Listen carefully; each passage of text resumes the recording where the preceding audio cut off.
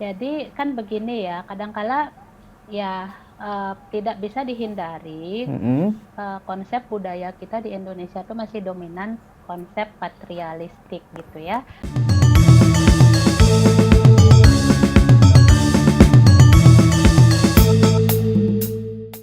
Semeton Gema Bali, salam jumpa. Kali ini kita sudah tersambung secara langsung dengan sosok yang sangat luar biasa. Ia adalah seorang profesional tapi juga aktif sebagai penggiat perempuan. Ini dia Niputusri Artati. Benar Mbak ya? Namanya ya? Betul sekali. Ya, Niputusri Artati. Tati. Oke, jadi bisa kita panggil Ses Artati. Oke. Sip. Ya, Semeton Gema Bali dengan Ses Artati ini nanti kita akan berdiskusi terkait perempuan Ses Artati tentang aktivitasnya sebagai penggiat perempuan. Tapi sebelum itu, Ses, kita punya pertanyaan yang nanti akan harus dijawab singkat oleh Ses. Siap ya? Oke. Oke, yang pertama, Ya. Ses pilih menjadi ibu rumah tangga atau menjadi ibu direktur? Ibu direktur di kantor, di Ibu, rumah, ibu rumah tangga gitu. iya, jadi dua-duanya dipilih ya, ibu direktur di kantor dan Karena bisa dua-duanya pada bisa masanya ya. dua-duanya. Mm-mm. Luar biasa. Inilah hebatnya perempuan multi talent. Terus pertanyaan yang kedua, Ses. Pilih Bali atau Jakarta? Kalau saya senang mobile, oleh karena Sen itu saya bekerja tinggal di Jakarta, and then saya memang sering pulang ke Bali. Jadi saya oh, lebih senang mobile. Jadi tidak oh, menetap di satu tempat ya. iya. Jadi sering Bali Jakarta Ya, gitu ya. Keluarga di Bali atau di Jakarta, Ses? di Bali semua, tetapi kami memang semua aliran mobile ya. Jadi ya, santai semua gitu ya. Dimanapun berada santai saja. Oh, siap, siap. Ya, Pertanyaan yang ketiga, pilih diving atau drama Korea? pilih apa? Mohon maaf. Diving atau Diving. drama Korea? Diving. Ya, Oh ya, pilih diving lah. Tetapi drama Korea juga penting sih, tetapi sekali-sekali aja. berarti sering Tapi kalau nonton disuruh drama milih, Korea mending juga? milih diving ya. Oh gitu. Jadi memang hobinya diving juga ya, Sus ya?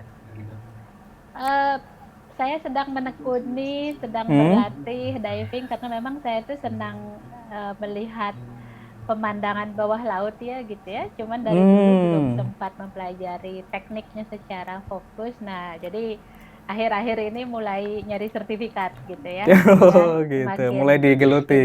ini ya digeluti. Ya, Sus. Jadi ini kan Hari Kartini. Indonesia memperingati Hartini tanggal 21 April. Kalau dari sesendiri, ini kan aktif juga nih gerak di perempuan. Sebenarnya siapa sih tokoh yang menjadi inspiratifnya Ses untuk kemudian dari profesional, terus kemudian juga terlibat dalam aktivitas-aktivitas tentang perempuan? Siapa sebenarnya tokoh yang menjadi inspiratif Ses? Mungkin kalau bicara tokoh tidak Hmm. spesifik ya. Kalau saya itu Oh. senangnya menggabung-gabungkan pengetahuan gitu ya. Jadi tokoh pun beraneka ragam. Jadi kalau Mm-mm. di tokoh dunia sosial Hmm. itu waktu kecil tuh saya sering baca buku pengalaman biografinya Bunda Teresa gitu. Jadi Bunda Teresa. beliau Oh. iya, jadi beliau itu sangat eh, apa ya, meski beliau itu orang yang mampu gitu ya, tetapi Mm-mm. dia willingly untuk hidup bersama masyarakat kecil dan menolong mereka Hmm. dengan segala yang dia mampu. Kemudian Iya, iya. ibu saya pun mengingatkan gitu ya bahwa di zaman sekarang kita nggak bisa tanpa bekal gitu. Oleh karena itu kita perlu juga untuk mampu menghasilkan sumber daya. Ya salah satunya tidak muluk-muluk ya, namanya penghasilan berupa uang. So that's why kita harus mampu bekerja dengan baik. Nah di situ memang banyak sih ya tokoh-tokoh kalau yang menginspirasi. Sebetulnya kalau cerita bapak saya gitu ya, waktu kecil atau waktu saya di dalam Kenapa kok kandungan sudah tertawa ini? gitu ya bapak. Ini pasti ada yang lucu ini. Iya, jadi jadi kalau waktu saya katanya di dalam kandungan gitu ya, bapak saya sering bercerita kalau siapa tahu nanti kamu bisa seperti Bu Sri Mulyani gitu ya. Oh, jadi rada ceritanya lucu gitu. biar Dan pada seperti akhirnya, beli iya, Sri Mulyani, makanya dinamakan ada Sri-Srinya gitu ya.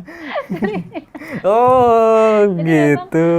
saya akhirnya setelah dewasa ya mencari cerita gitu. Sebetulnya ibu itu seperti Oh, apa sih? Oh, ternyata memang value yang beliau usung itu kok cocok ya. Alhasil saya kalau melihat tata cara bekerja ya beliau salah satu contoh yang sering saya inilah ya yang anut sering gitu ya, menjadi bagaimana secara inspirasi. profesional. Iya, dan beliau Iya. kan secara pengelolaan keluarga juga tetap berimbang gitu. Jadi Hmm. menarik sekali ibu kita ini gitu ya.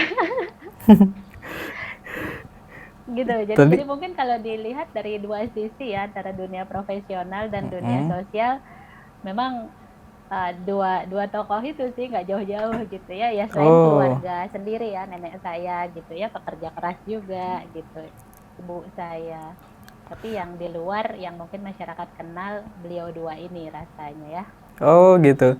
Ah, ah. Ses, nah ini kan antara profesional dan sosial, ini kan pasti butuh banyak waktu. Gimana sih cara Ya. baginya, Ses? Sebagai seorang perempuan kan, dia berkarir dan kemudian aktif gitu loh. Terjun langsung dan membawa isu-isu perempuan, menginspirasi perempuan seperti itu. Gimana cara bagi waktunya? Pertama ya, kita itu kan harus seneng dulu ya, harus seneng Seneng, dulu. seneng dengan apa Ya, yang kita lakukan. jadi seneng sama pekerjaan, seneng sama hobi ya. Hobinya termasuk berkegiatan sosial tadi gitu ya, jalan-jalan, ketemu orang. Nah, kalau perihal time management ya, kalau saya kan memang membiasakan diri urusan kantor itu selesai di kantor gitu ya.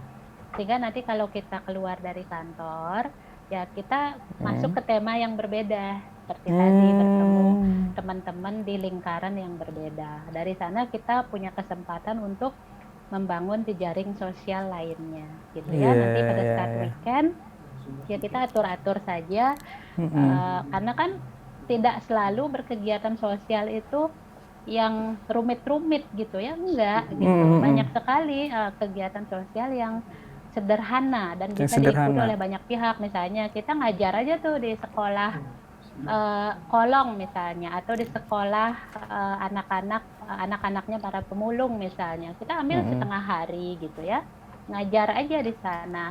Itu sudah Oh. berkontribusi besar buat Kalau mereka kalau gitu ya. sekarang Ses lagi fokus aktivitas apa nih di Nah, bidang sosial dan keperempuanan gitu?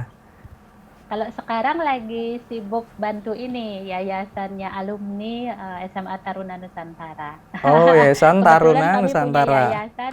Iya, judulnya kami punya tema tahun ini Luh Luih ya. Loh Lui. Jadi, Iya. Oke, oke. Apa sih iya, Lulu itu? Luh Luih itu sebetulnya kami para alumni itu sempat ya Heeh. merenung juga gitu ya. Kira-kira tema apa sih yang cukup berimbang yang kita fokuskan sebagai proyek. Karena Mm-mm. tiap tahun kami punya tema proyek yang berbeda. Nah, kemudian Oh. kami melihat perempuan Bali itu unik. Di Indonesia Mm-mm. unik, di dunia global juga unik. Iya. Dan apa sih filosofi yang mendasari, ternyata ada konsep yang kita kenal sebagai Mm-mm. luh-luih gitu ya.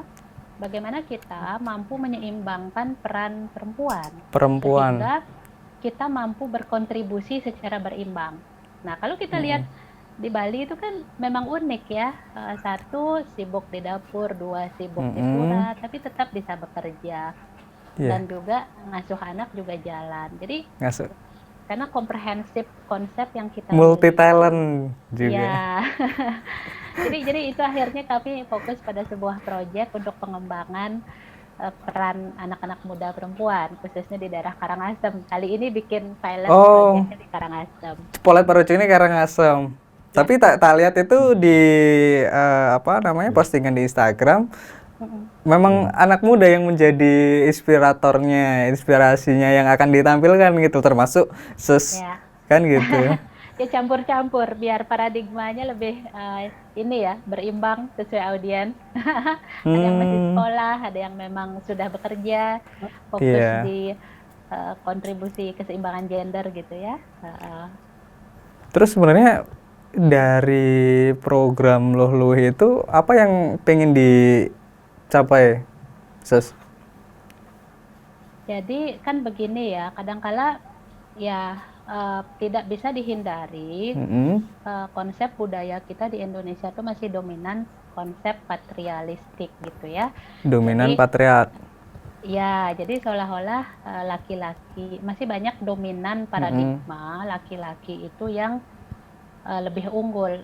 Ya, kalau Mm-mm. itu memang perdebatan gitu ya. Mm-mm. Tetapi kalau saya hanya ingin menekankan bahwa semua orang kan punya swadharma masing-masing ya. Punya swadharma. Kita nggak bicara hanya manusia, hewan aja punya swadharmanya masing-masing. Mm. Jadi bagaimana tata cara kita sebagai perempuan ataupun laki-laki memahami itu gitu, Mm-mm. sehingga tidak ada alasan seperti tadi milih ibu direktur apa jadi ibu rumah tangga. Bisa jadi ada orang yang berpikiran direktur itu adalah untuk bapak-bapak, ngurus Iya, rumah tangga adalah untuk ibu-ibu. ibu-ibu. Menurut hemat saya tidak ada salahnya bapak-bapak ngurus rumah tangga. Karena bisa jadi dia memiliki Hmm, knowledge yang lebih banyak daripada si ibu itu sendiri iya, gitu.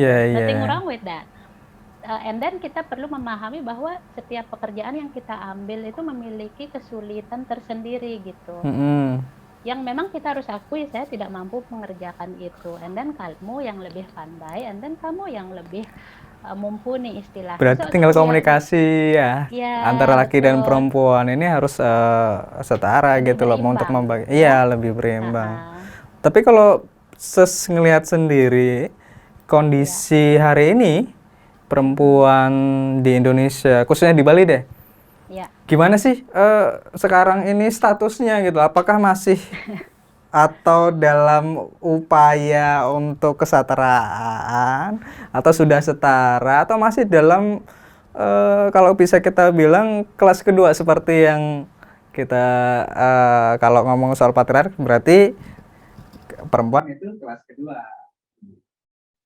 Menurut saya Eh, gimana di Bali perempuan? Sebetulnya begini ya, dimanapun ya sebetulnya kalau saya keliling nih, keliling Indonesia maupun ke luar negeri, sebetulnya ujung-ujungnya tergantung diri kita, ujung-ujungnya tergantung diri kita. Karena kalau kita bicara akses, kita bertahap dulu, misalnya dari sisi pemerintah membuat kebijakan. Itu sudah berimbang sebetulnya. Misalnya sekolah, semua orang dikasih kesempatan sekolah. Perihal ternyata kita mau jadi juara kelas atau enggak itu urusan kita gitu. Nah sekarang pertanyaannya apakah perempuan-perempuan ini cukup mampu untuk mengangkat jati dirinya gitu ya, sehingga Jadi mampu dari dalam diri bersaing. perempuan.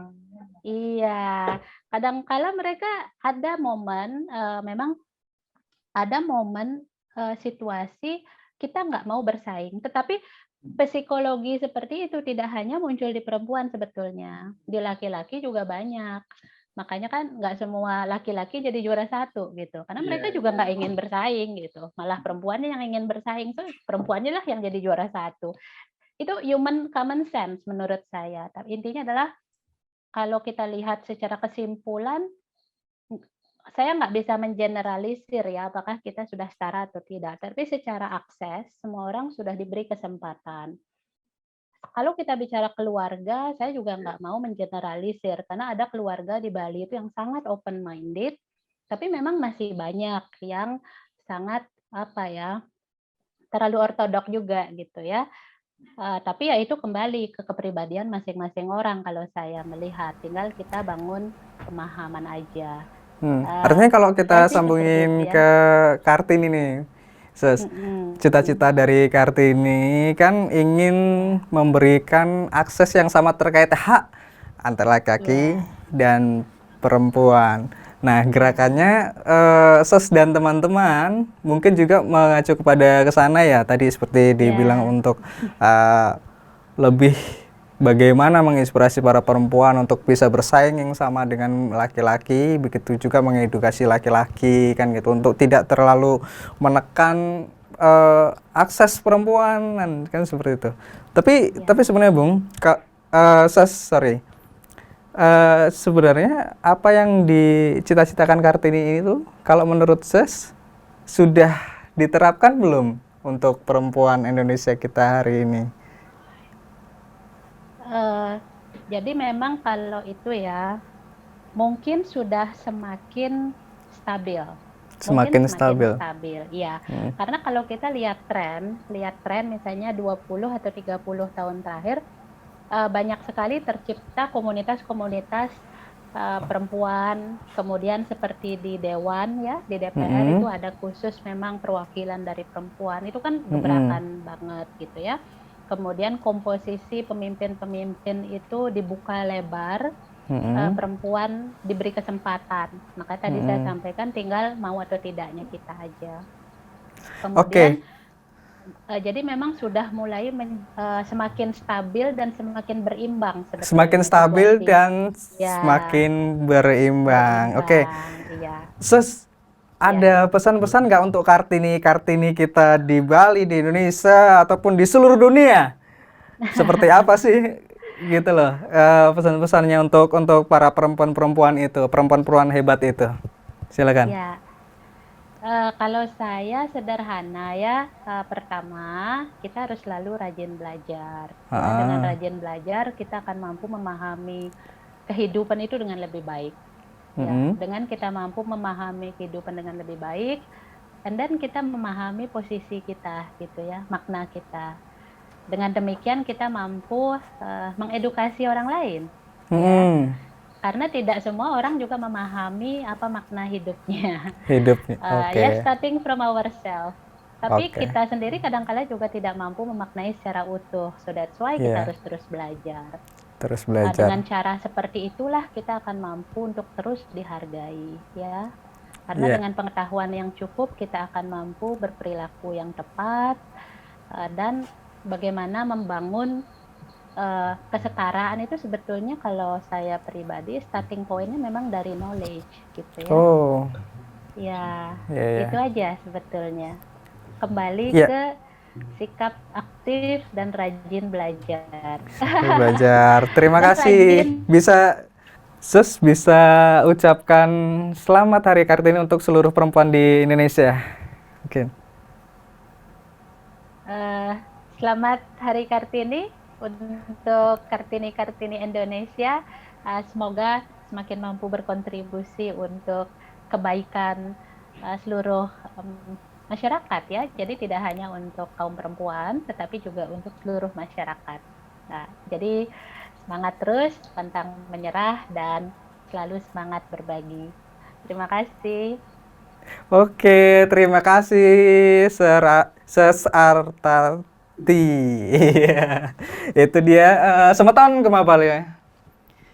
Jadi hari ini adalah Hari Kartini yang diperingati oleh seluruh masyarakat Indonesia. Semoga Kartini baru terus muncul, lalu kemudian perempuan Indonesia semakin jaya. Mungkin masih banyak pertanyaan ataupun komen, silahkan sampaikan di kanal YouTube kami, Gema Bali. Terima kasih, sampai jumpa.